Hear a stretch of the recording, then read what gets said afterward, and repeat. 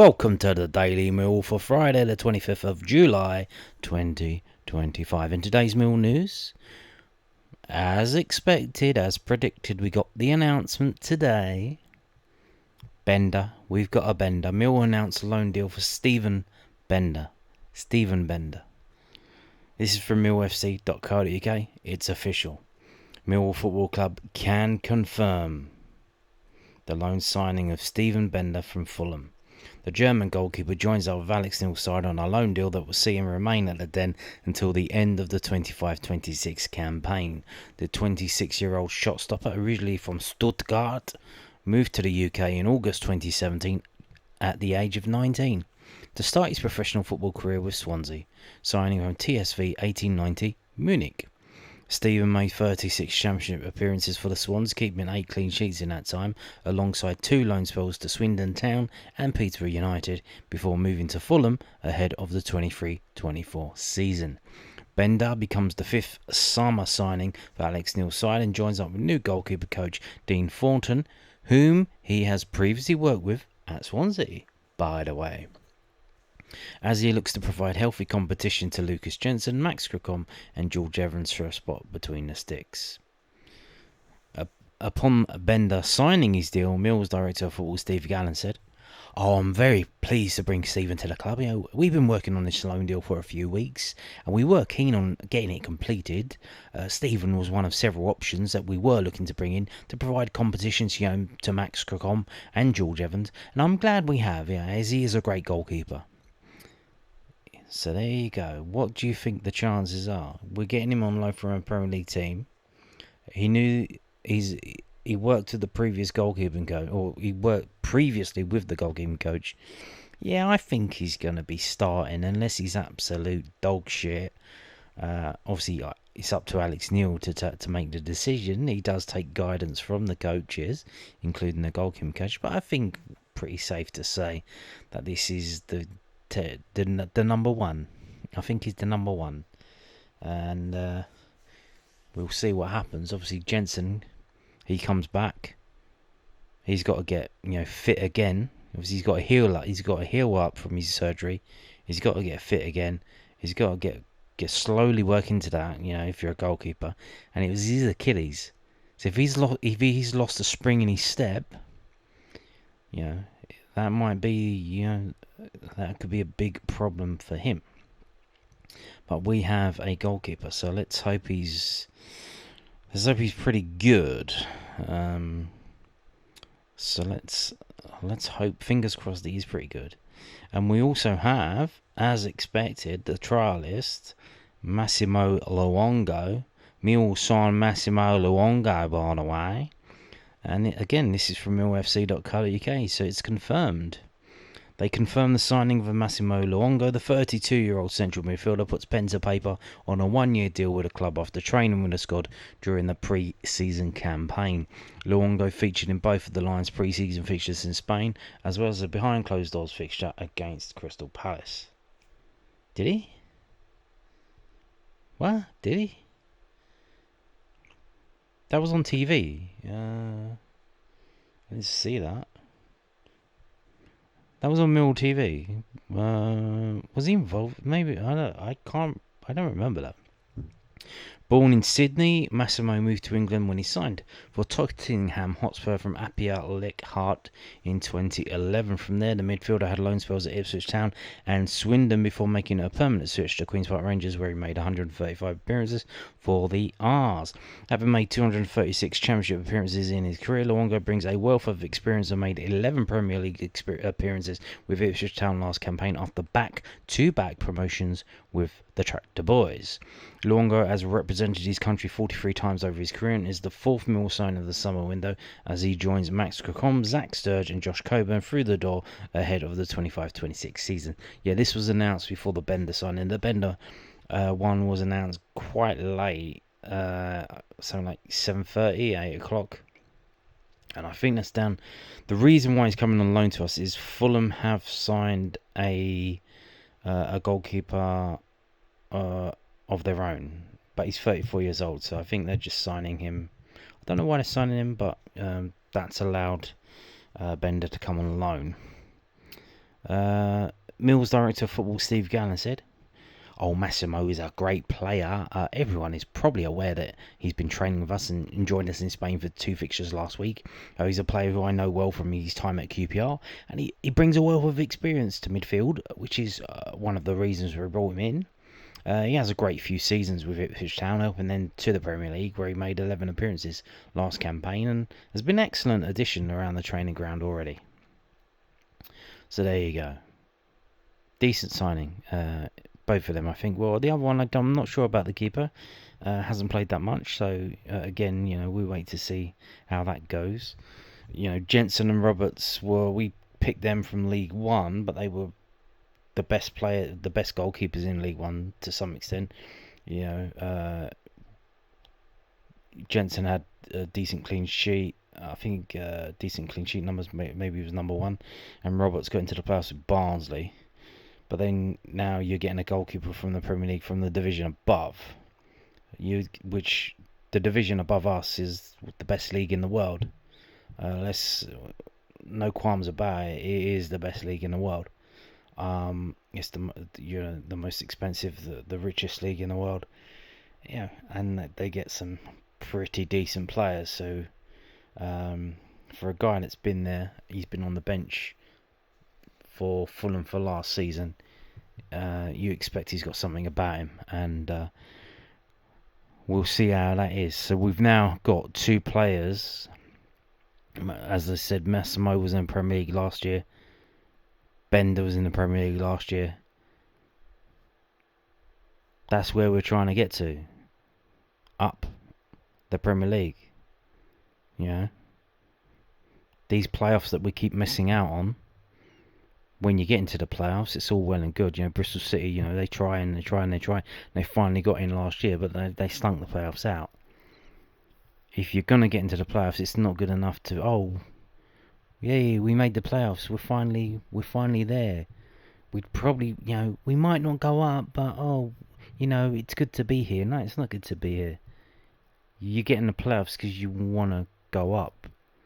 You try and win the game of football that you're playing because you want the 3 points, because you want to go up. You want to finish as high as you can. You want to finish first if possible, which is not easy. It's not easy, but I've said it before and I'll say it again. If Leicester City can win the Premier League, then it is not beyond the realms of possibility that Millwall could win the Championship. It is not at all. So here we go. We've got 2 players from the Premier League. Where we're trying to get to, let's hope that helps us on our mission. Don't forget, we've got a manager as well that has won the playoffs in 2 different divisions and got a team to the Premier League as well. And so far, so good with Alex Neil. I think he's pretty much, I can't remember off the top of my head a misstep that he's had, an obvious one. I think he pretty much spot on so far with Alex Neil, so it's looking good. Now let's move on to this. So obviously Massimo Luongo was announced 1 o'clock, 2 o'clock, something like that. So we've got some stories written up already about him. Benda will probably be... The stories will come later because that was announced in the night time. So yeah, this is from southernnews.co.uk. Massimo Luongo makes promise after signing Millwall deal. Millwall have confirmed the signing of Massimo Luongo on a free transfer. Luongo, 32, has agreed a 1-year deal after a trial spell when he featured in friendlies against Crystal Palace, Northampton Town and Elche, the latter 2 in the Lions training camp in Murcia. Luongo has made 414 club appearances, scoring 34 goals. He started his career at Tottenham Hotspur before a loan spells at Ipswich Town and Swindon Town.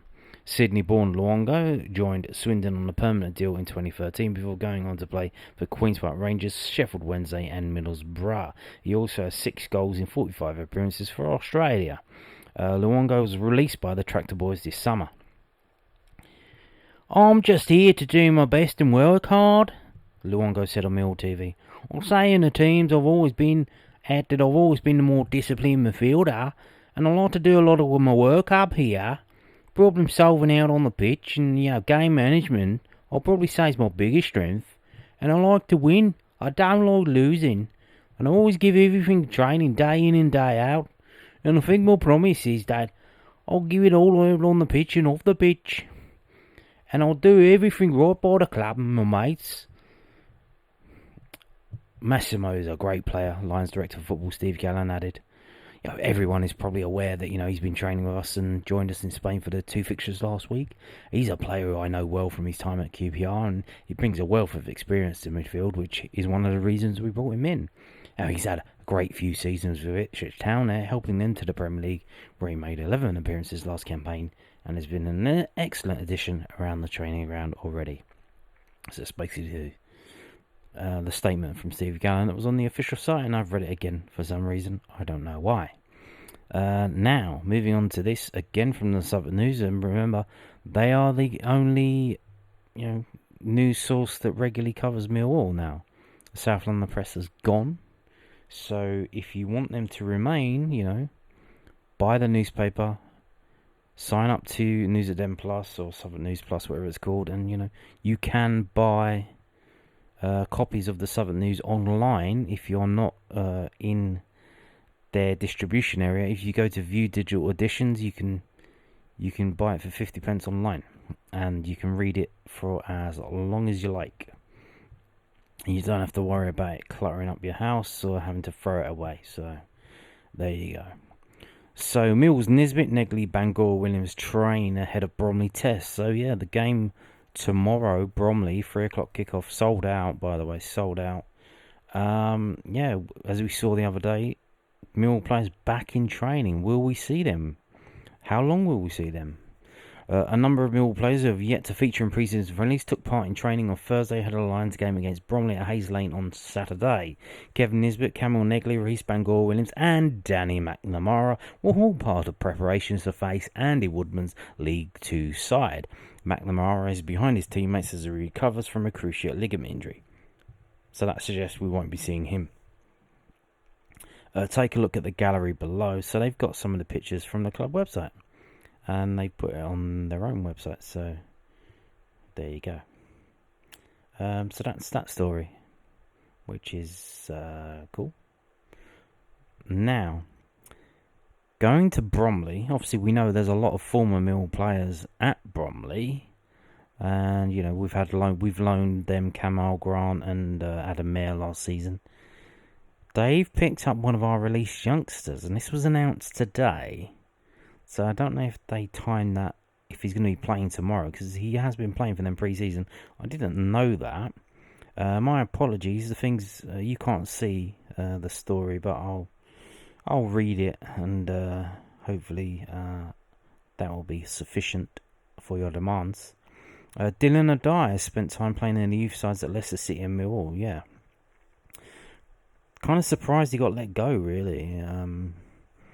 I think the cuts for the youth players were quite brutal to some extent. But again, like I mentioned, I didn't know at the time, but I mentioned it. Was it yesterday or the other day about the changes to the under 21 setup that's coming in, which are absolutely bizarre. If you haven't seen it, go and check that video out. But I'll just summarise it now. They basically, Millwall will have no chance of ever winning an under-21 thing ever again, because the way they've done it is, even though the Premier League 2 is the under-21 division for the Premier League, and it's miles above the quality, of what Millwall are, and most of the EFL teams are, to be fair, even the ones that have got money. They've decided to merge the competition in some way, and that the top 16 teams in Premier League 2 will play the top 16 teams in the Professional Development League 2, and then they'll play in a knockout game and knockout competition, and then whoever gets through that and wins will be the winner of the under-21 thing in the country. Was that absolutely mad? Just to kind of give you a kind of metaphor, it would be like if you had the teams in the playoffs in League 2 and in League 1 and in the Championship all combined to to play in a competition, and the winner of that competition then got promoted to the Premier League. So you can see that's how mad that is. It's like, why would you have teams of varying different levels?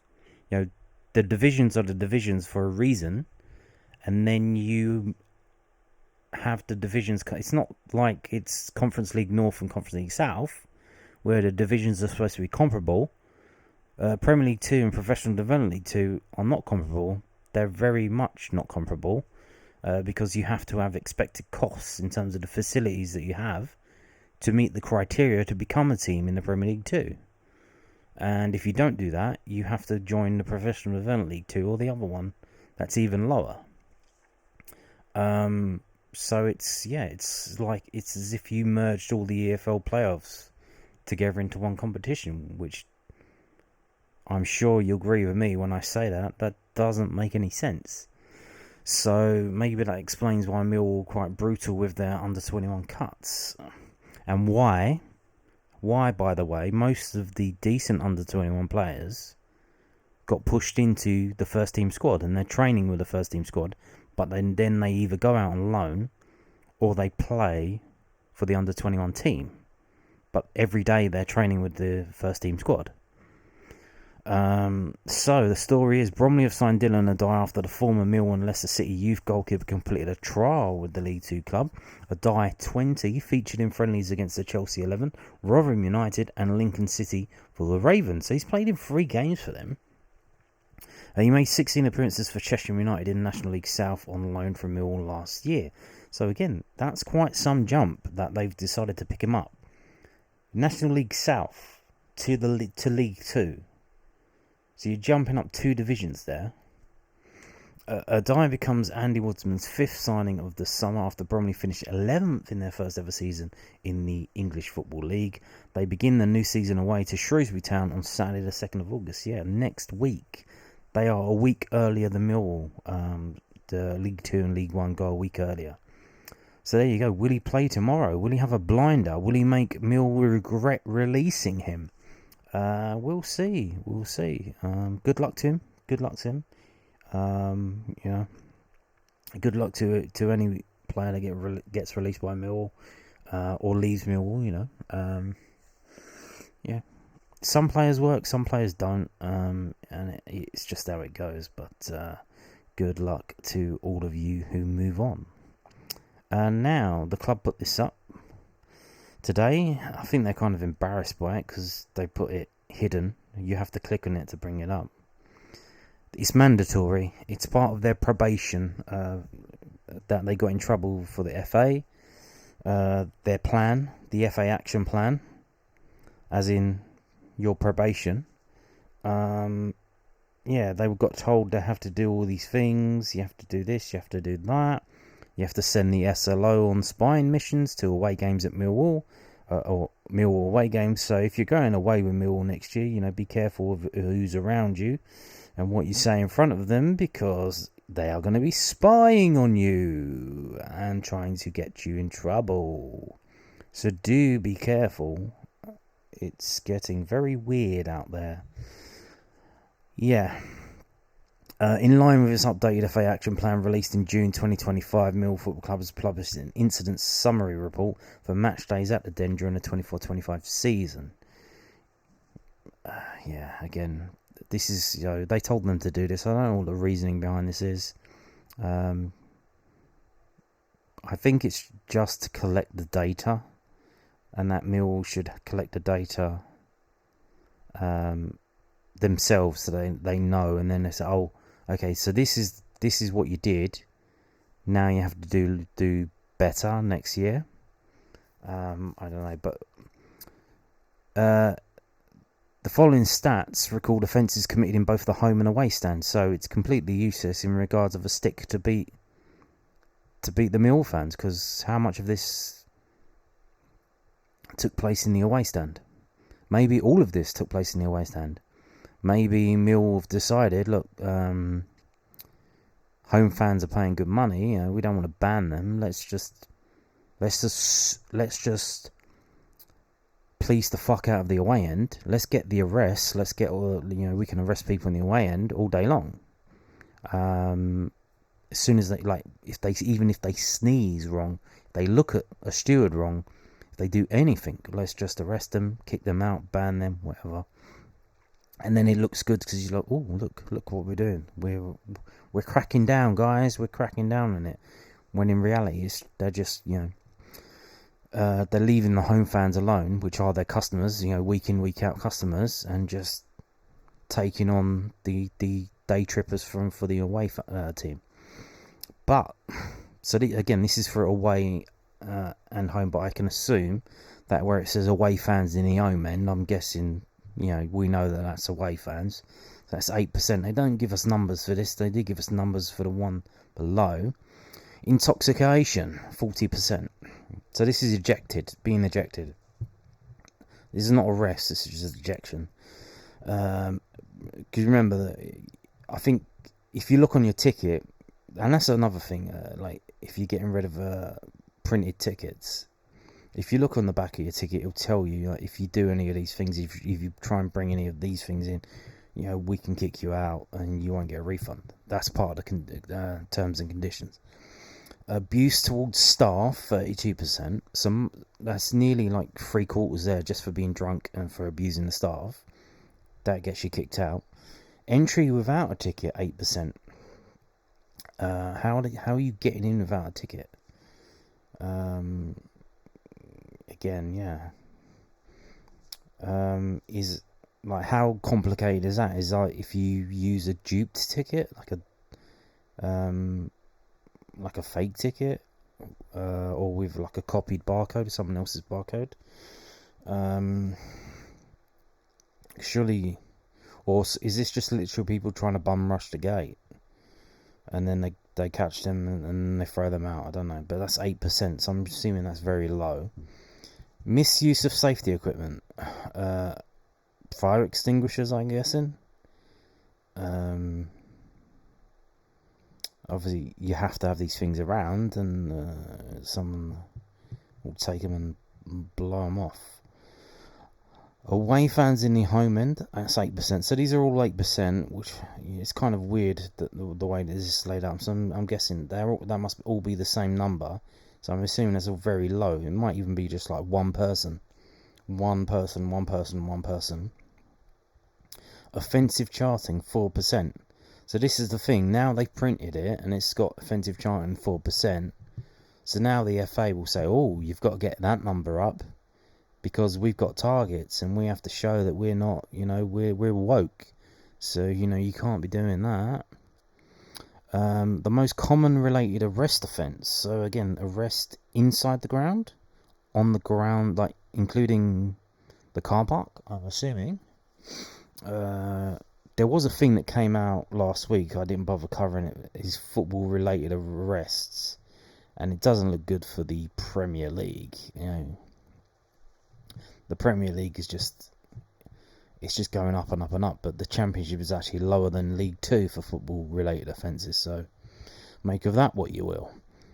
Now, only 19 people were arrested at Millwall last season. 19.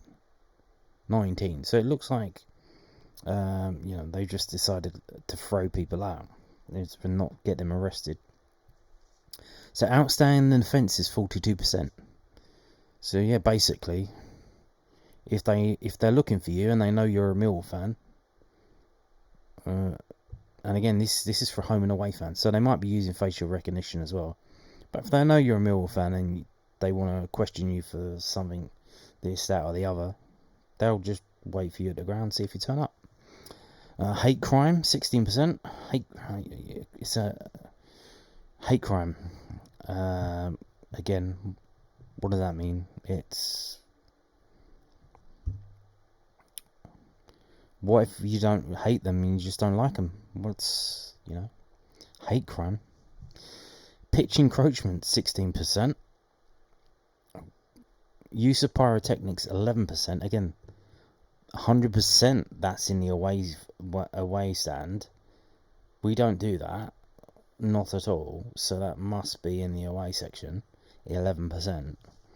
So all of this could be in the away section. Missile use 5%, drug misuse 5%, drinking in view. See, again, you're arresting someone for drinking in view of the pitch. Now, usually the steward will come up and tell you you can't drink, go back down, or just give them the drink. So that's not the arrest. The arrest is, I guess, what, abuse of staff, or just failing to follow, refusing to follow the rules of drinking in view. You're not being arrested for drinking in view, because they'll come up to you and say, hey, you can't do that, you need to go down with your pint, and then if they turn around and say fuck off, then that's what the arrest is for. So that would be under abuse towards staff as well. So not really for drinking in view, is it? So there you go, and we're gonna end the video by looking at the transfers for today, transfer done deals, and I will actually move this over now because this is off center. Okay, that didn't work. I don't know what's gone on, so I'm just going to end the video. Sorry about that.